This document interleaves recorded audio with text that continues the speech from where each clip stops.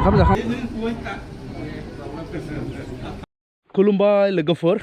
दिनै आरोबाव आं नैबे भिडिअखौ आं जे जायगानिफ्राय स्टार्ट खालामबाय थायो सम सम बे जायगानिफ्राय आं नैबे भिडिअखौबो स्टार्ट खालामदों दिनैहाय बेनो जादों जोंनि उदांस्रि ब्रिज एबा लांखार ब्रिज होननानै गोबाङा मिथियो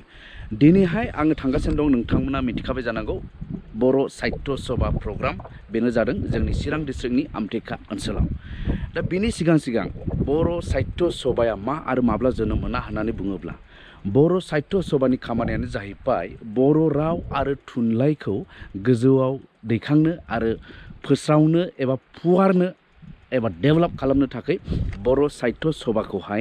जय बाद्रा हागजेर होननाय दैदेननाय प्रेसिडेन्ट समावहाय बियो बासुगावनि क'क्राझार डिस्ट्रिक्ट माने बै समाव क'क्राझार डिस्ट्रिक्टमोन 1952 नि 16 नभेम्बराव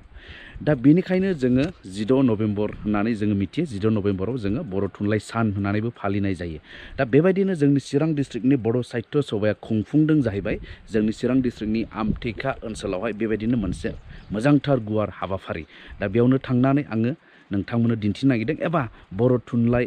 आफादखौ बर' रावखौ गेवलांहोनाय बर' रावखौ फोजौनायाव एबा बर' थुनलाइखौ फोजौनायाव माबायदि प्रग्राम बानायदों बेखौ आं नोंथांमोनजों शेयार खालामगोन दिनैहाय स' अब्ला जों आवगायदिनि जायगायाव सौहैनि स्पटआव माबायदि हाबाफारि जादों अब्ला जोङो आवगायनि अब्ला चलो येस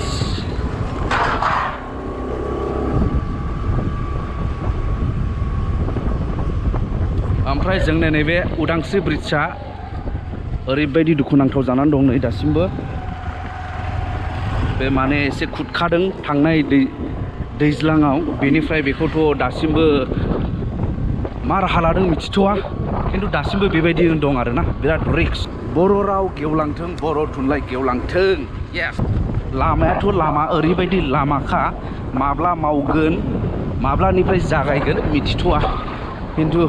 बिराद आसा खालामबाय थागासिनो दं थाबैनो जागोन होननानै माथो दासिमबो जाया दासिमबो हाद्रि फुद्रुन जायो बे आनन्दनिफ्राय आमटेका थांनाय बियो ओरैथ' जेसिबिया गंनै सलिना दङ नै खामानिखौ थाबैनो आवगायनानै बेबायदिनो आवगायबाय थायोब्ला मोजां जायो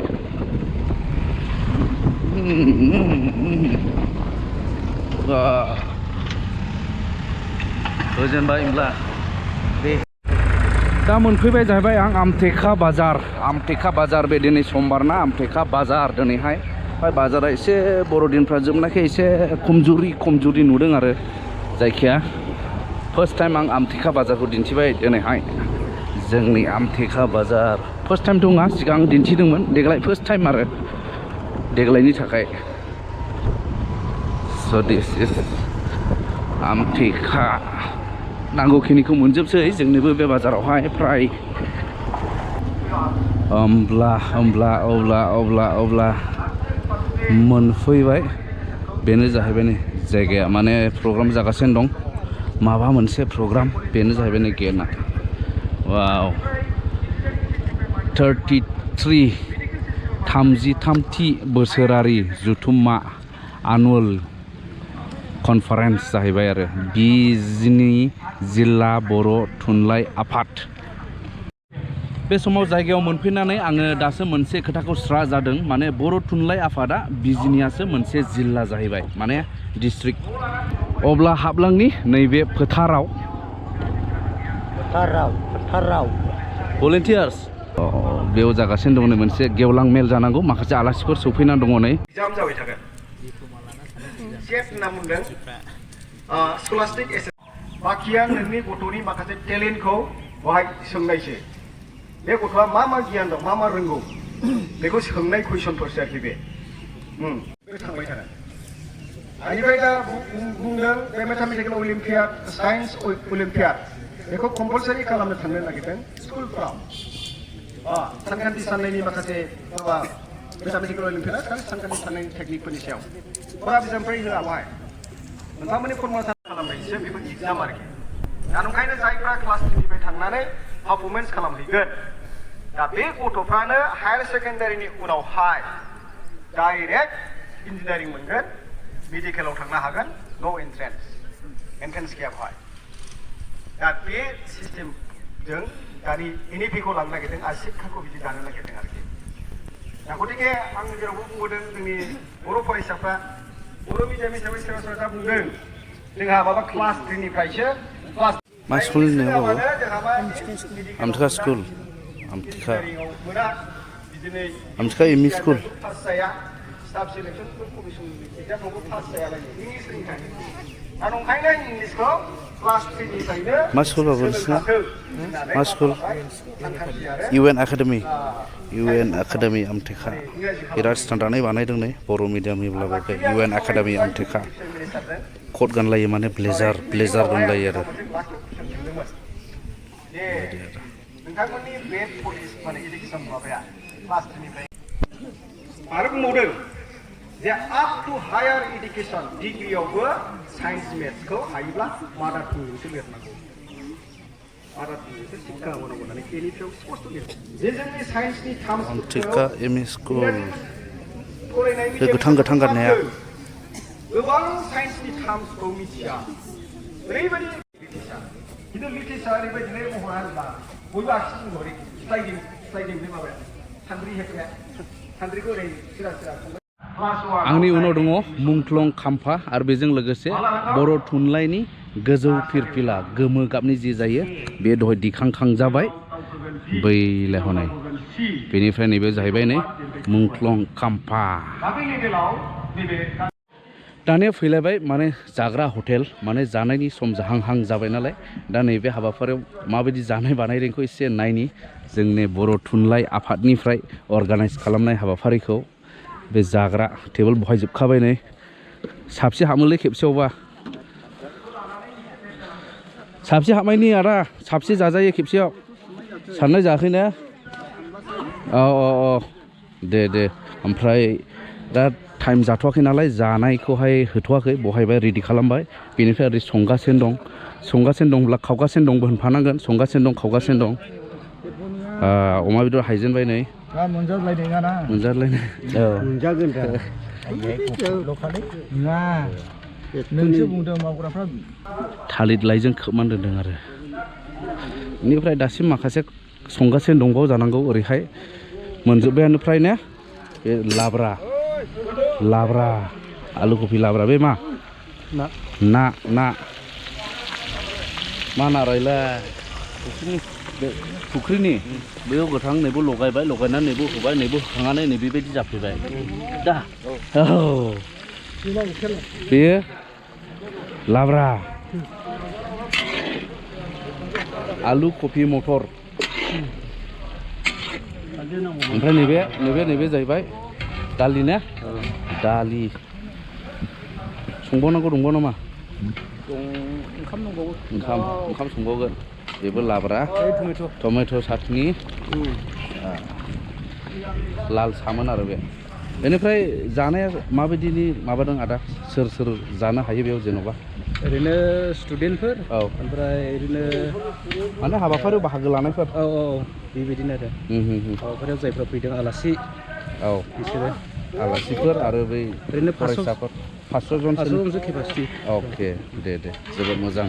अब्ला जोंबो दसे उनाव जासिगोन आरो अब्ला जोंबो जानो जिरायबाय बिनानावफोरा होफैबाय नै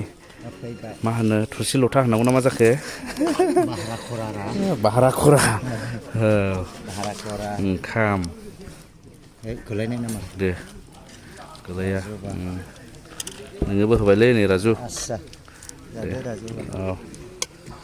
बे आदाया लाब्रा फैबाय नै जोङो आदाया लाब्रा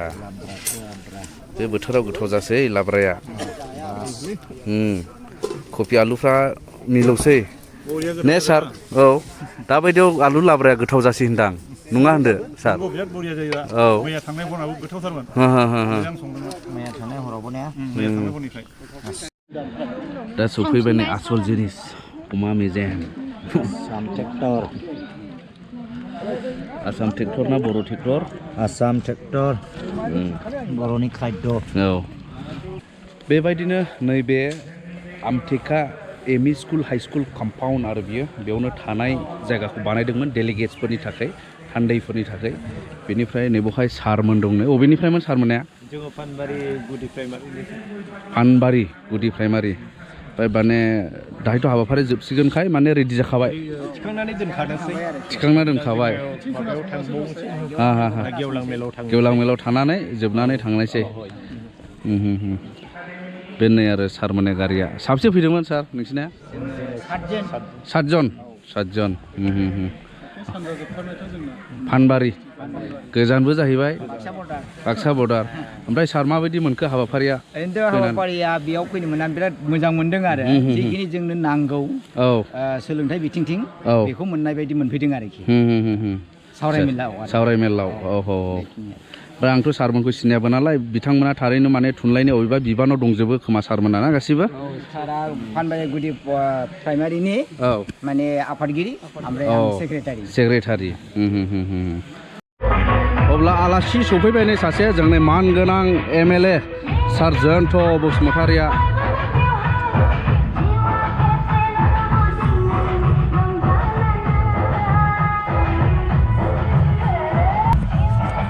दा हाबलांगासिनो दं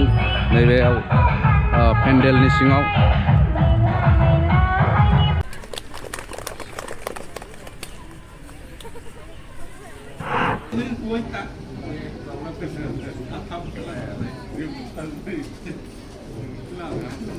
राव थानाय गुबुन गुबुन रावफोरनि गेजेराव जायफ्रा दिनैबो मोनसे डेन्जार जनाव दं बिनिख्रुइ मोनसे गोजौसिनाव दंहैसै होननानै जों बुंनो हायो नाथाय साननांगौ एबा गिनांगौआ बेल' जे दिनै जोङो बेखौ कमार्शियेल राव हिसाबै जोङो दासिम बाहायनो हायाखै कमार्शियेलि बे बाहायजायाखै बेखिनि खामानिखौ जोंहा निस्सय मावनांगौ दङ मानोना जाय रावा कमार्शियेलि बाहायजाया बे रावा नोङो जेसेखि सिरियेलावनो थाङाथों मानो जेखि नोङो नभेल शर्ट स्ट'रि बा बिदिनो फिक्सन बेजों लोगोसेयैनो साहित्य एकाडेमि बान्था मोनाथों मानो बियो बिनि आवथाया जोबोद गुसेब जायो बेखिनि खामानिया हयथ' दिनै जोंनि मावनांगौ निस्सय दङ जोंनि रावजोंनो फरायनानै दिनै फैयै 50 बोसोरनि बारफैबाय बर' थुनलाइ आफादा गल्डेन जुबिलि माबालांखावनो फालिखांबाय नाथाय जोंहा मिडियाम दङ बे मिडियामनिफ्राय दिनैसिमबो जों सासेल' आसामाव मेट्रिक आनजादाव साबसिन रिजाल्ट खालामनो हाग्राफोरनि मादाव दिनैबो जोङो सासेल' सुबुंखौ स्टेन्ड खालामहोनो हानाय बे अबस्थायाव निस्सय जोङो बयबो मिथिगौ थ' मोनसे रावा थांनानै थायो होननानै बुङोब्ला गुबैयै मोननै बिथिङाव थांनानै थायो बे जाहैबाय राव आरो हारिमु दा दिनै जोङो बर'फोरा जोङो हारि हिसाबै थांना थानो जुजिबोदों थांनाय गोलाव समखौ सोरजिनो थाखाय जिबायदि मोनसे परिबेस जिबायदि मोनसे सुजुग मोननांगौ जागोन माने होनांनो हानांगौमोन बेखिनिखौ मोनालासिनो मालाबा थुनलाइ आफादनियाबो खामानि मावनांगौआ बबेजोंबा जोङो गोसो गैयाबाबो थांनांगौ जानानै सरकारनि डिसिसननि हेंथायै खामानि मावनांगौ जानायाव गोबां जोंनि जिफोर लेभेलनि थाखाय जायनि थाखाय थुनलाइ आफादनि जोनोम जायनि थाखाय जोंनो थुनलाइ आफादखौ नांगौ बिथांमोनहाबो बेखौ मालाबा हाख'वा मोनसे थासारि जायो दा बेखायनो हारियाव जोंनो ओरैबायदि माखासे सुबुंफोर नांगौ सासे सुबुङानो मोनफा इनस्टिट्यूशन बायदि जानांगौ जेरै गुबुन हारि माहारिफ्राव नुदों सासे सुबुङानो मोनफा आफाद बायदि खामानि मावो मोनफा इनस्टिट्यूशन बायदि खामानि मावो नाथाय बे जोंनि बर' हारियाव दिनैसिमबो बे बाथ्राखौ जों नुनो मोनाखै सासे लिडगिरि